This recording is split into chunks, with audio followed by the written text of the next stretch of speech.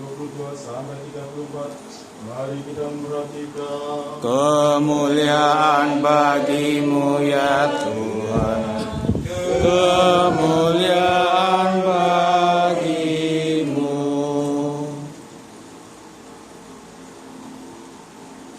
Sesudah itu Yesus segera memerintahkan murid-muridnya naik ke perahu dan mendahulunya ke seberang.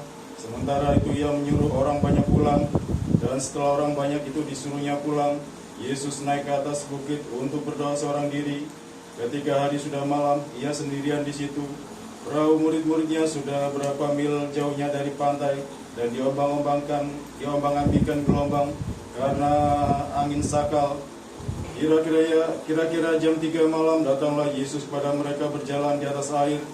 Ketika murid-muridnya melihat dia berjalan di atas air, mereka terkejut dan berseru, "Itu hantu!" Lalu berteriak-teriak mereka karena takut. Tetapi segera Yesus berkata kepada mereka, "Tenanglah, ini aku ini, jangan takut." Lalu Petrus berseru menjawab dia, "Tuhan, apabila Engkau itu, suruhlah aku datang padamu berjalan di atas air." Kata Yesus, "Datanglah." Maka Petrus pun turun dari perahu dan berjalan di atas air mendapatkan Yesus. Tetapi ketika dirasanya tiupan angin, takutlah ia dan mulai tenggelam lalu berteriak, "Tuhan, tolonglah aku." Segera Yesus mengulurkan tangannya, memegang dia dan berkata, "Hai orang kurang percaya, mengapa engkau bimbang?" Lalu mereka naik ke perahu, dan angin pun redalah. Dan orang-orang yang ada di perahu menyembah dia dan menyembah dia, katanya, "Sungguhnya engkau anak Allah." Setibanya di seberang, mereka mendarat di Genesaret. Kemuliaan bagimu ya Tuhan, kemuliaan bagimu.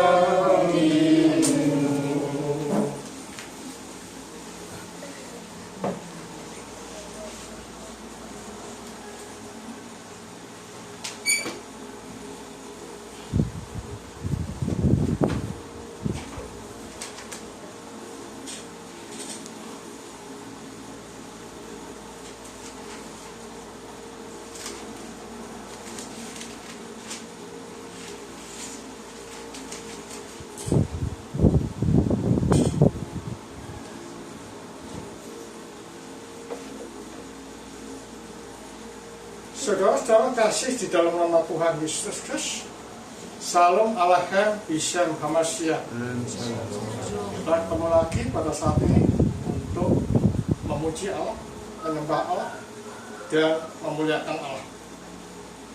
Saudara, sebagaimana kita ketahui di dalam tradisi Jawa, untuk menjadikan sekti hamba,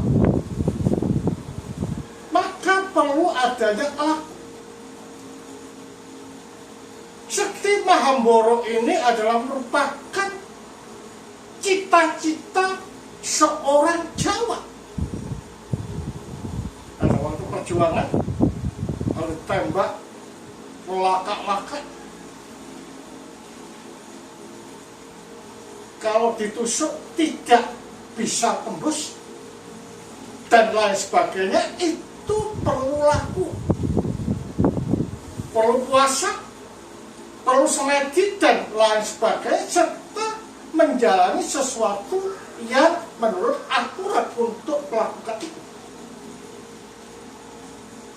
Apakah kalau demikian Yesus berjalan di atas air itu seperti itu? Kita harus membedakan Yesus dengan manusia biasa. Yesus ini adalah merupakan jelmaan daripada Sang Sabda yang melaluinya dunia ini dari ketiadaan menjadi ada. Dengan demikian dia berjalan di atas air adalah sesuatu yang sangat mudah. Karena apa? Karena dia adalah sabdanya Allah, seesensi dengan Allah. Maka kemuliaannya, kekuatannya, kehendaknya juga sama. dengan Allah. Karena itu ketika para murid itu melihat Yesus berjalan di atas air, ketika pada saat yang sama dia dalam keadaan ketakutan, adanya angin sakal yang menerpa perahu mereka. Dia melihat Yesus mengatakan, itu hantu. Mengapa demikian? Mereka tidak pernah melihat adanya seorang makhluk yang berjalan di atas air. Makanya ketika dia melihat Yesus semacam ini, dia tidak mengatakan Tuhan, tetapi dia mengatakan apa? Hantu. Apa yang kata Yesus? Tenanglah, aku ini. Nah, untuk membuktikan bahwa yang disangka hantu itu adalah Yesus, maka Petrus memberanikan diri untuk mengatakan, kalau itu engkau, suruhlah aku datang kepadamu. Kemarilah Petrus. Dia berjalan di atas air. Tetapi ketika sumilirnya angin menerpa pada Petrus, dia merasa ragu. Dia merasa khawatir. Dia merasa takut. Akhirnya dia tertidur. Dari sini kita dapat mengambil suatu kesimpulan bahwa iman itu menjadi landasan yang sangat penting di dalam menghadapi apapun. Kalau kita percaya dengan Yesus sebagai anak Allah yang hidup, yang telah menjelma menjadi manusia,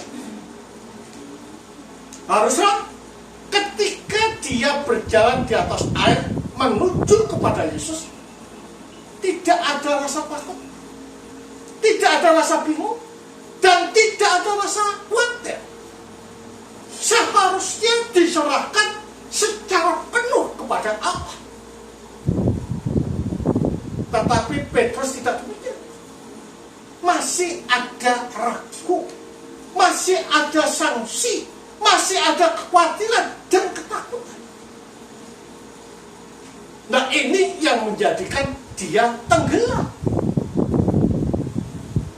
Jadi kalau demikian, iman itu harus dilakukan tanpa ada rasa khawatir, tanpa ada rasa ragu, dan tanpa ada rasa takut.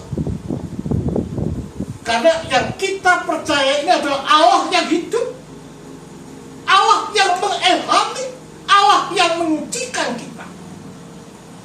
Maka tidaklah mungkin Allah akan menjerumuskan kita kepada jalan yang berseberangan dari sifat dan karakteristik Allah. Akan sama. Makanya atas dasar inilah iman seseorang ini ada beberapa tingkatan. Ada seperti jerami, ada seperti perak, ada seperti perunggu, ada seperti mutiara, ada seperti emas. Atas landasan emaskah kita? Landasan perakkah kita? Landasan perunggukah kita? Atau mutiara? Iman kepercayaan kita di hadapan Allah. Kalau landasan kita hanya kepada jerami, maka itu membahayakan. Sama artinya bahwa kita sedang menggali kubur bagi diri kita sendiri. Kalau landasannya itu adalah ada jerami, ya, dikatakan di dalam Korintus, kita terbakar tapi diselamatkan, namun dalam keadaan di dalam api. Ayat ini adalah ayat yang sangat membingungkan. Bagaimana dibakar tapi diselamatkan namun hidup di dalam api? Ayat ini menunjuk pada pengertian bahwa sekalipun kita ini berdosa di hadapan Allah, sekalipun kita terpisah dari Allah, sekalipun kita ini dikatakan asing dan bukan hidup dalam lingkup Allah, keberadaan kita sebagai manusia tidaklah hancur. Keberadaan kita sebagai manusia tetap utuh. Jadi ketika kita tuh ada di dalam penderitaan, kita masih ada tuh keberadaan ini manusia. Nah, keberadaan yang ada ini terbakar dan hidup di dalam api. Artinya bahwa orang yang hidup yang dilandasi dengan iman jerami akan terpisah dengan Allah dan tersiksa. Jadi ayat ini tidak berbicara bahwa orang yang mempunyai landasan jerami ini masuk surga, tidak.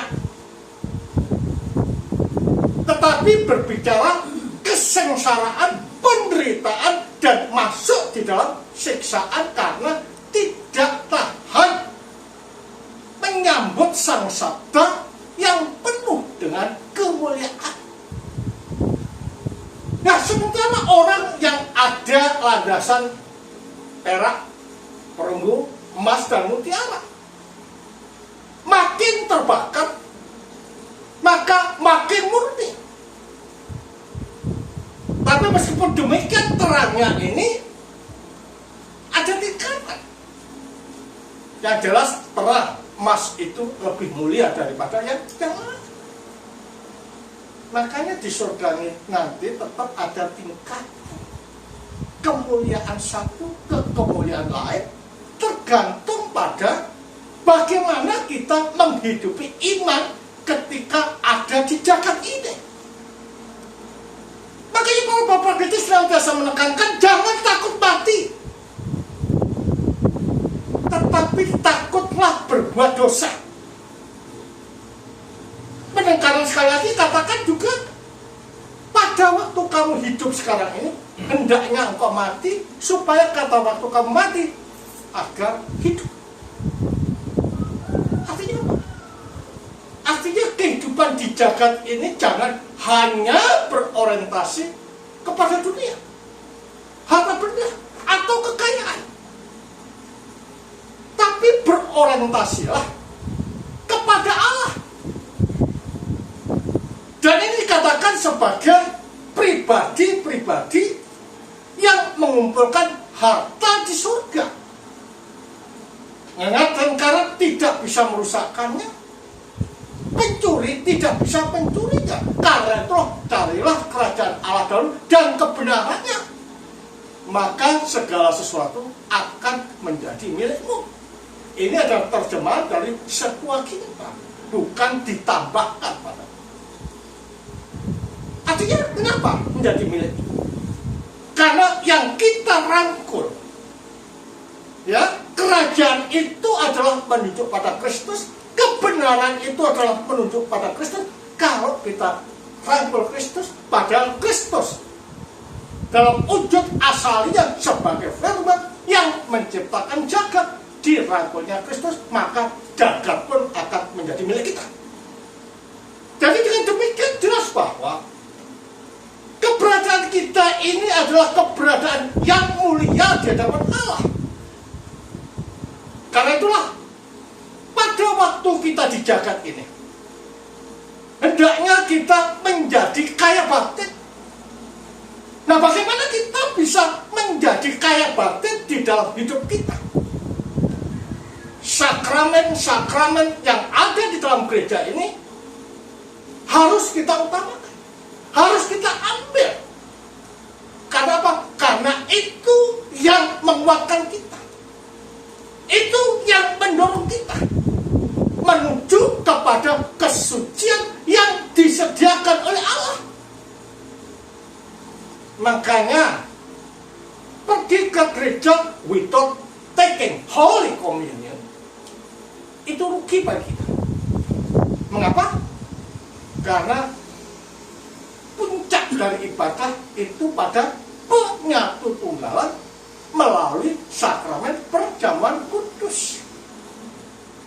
Gereja tanpa sakramen itu bukan gereja. Karena tujuan gereja adalah untuk memperbarui, untuk menyucikan, untuk memberikan pengharapan. Nah, itu melalui sakramen. Nah, kalau sakramen tidak diambil dan tidak diselenggarakan di dalam gereja, maka sia-sialah iman kepercayaan kita pada Kristus. Karena itu saudara, di dalam hal ini kita ini disuruh untuk mempunyai pondasi iman yang kuat, meletakkan dasar iman kita seperti emas. Nah, kalau kita meletakkan dasar kita seperti emas, maka kita harus taat pada gereja, taat pada Kristus di dalam gerejanya, supaya apa yang terjadi dalam gereja dan apa yang kita lakukan dalam gereja itu mengilahikan, itu menyelamatkan, itu memberikan pengharapan bagi kita. Dan sini kita dapat melihat bahwa kehidupan orang percaya adalah kehidupan yang struggling, berjuang dan menyatukan diri pada Kristus. Penyatuan diri pada Kristus dan mengharapkan Kristus di dalam hidup inilah yang menjadikan kita tidak takut, yang menjadikan kita tidak khawatir seperti Petrus, tetapi tetap tegak meskipun dihantam dengan segala masalah. Sehingga kita dapat mengatakan seperti halnya Paulus, bahwa hidupku bukan aku lagi, tetapi Kristus yang ada di dalam aku. Artinya bahwa mengedepankan Allah, mengedepankan Kristus di dalam hidup ini, supaya hidup kita ini dituntun di dalam kesucian, kemurnian dan kemuliaan, sehingga kita tidak takut ketika Kristus datang kedua kali untuk menyambutnya. Karena di sana harapan kita, di sana adalah pengujian kita, di sana adalah keselamatan kita. Tetaplah tegak, karena Kristus adalah benteng kehidupan kita. Kemudian bagi Sang Bapa, Sang Putra, serta Sang Roh Kudus. Amin. Amin.